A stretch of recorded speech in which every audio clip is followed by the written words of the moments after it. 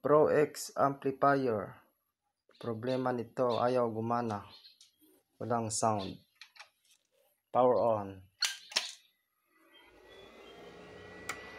Ayun, yung relay niya okay naman. Hindi naman nagpo-protect. Yung fan niya umiikot naman. Kaso lang walang red indicator dito guys. So walang power yung kanyang tone control. Dito kasi kumukuha ng power yan guys. So check natin guys.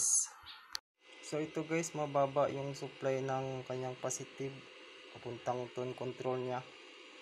Sa kanyang negative naman normal naman guys. Check natin ito guys.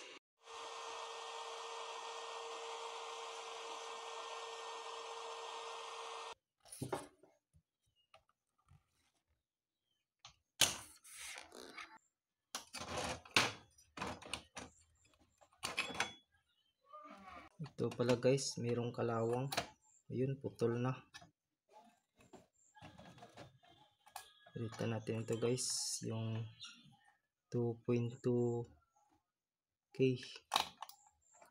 Ito yung diode, kalawang din.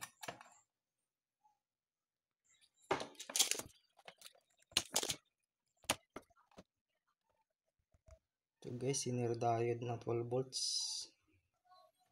Binalik ko lang muna yung diode guys. Okay ka naman ito.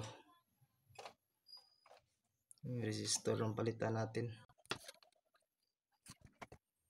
Dalawang 1K guys, siniris ko lang para maging 2K na. Wala akong available na 2K.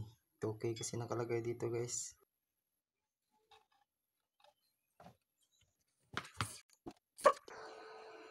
Okay na guys, meron ng 11.75 volts. Meron ng red indicator guys, may ilaw na. So sa sound check natin ito guys, gamit yung USB drive.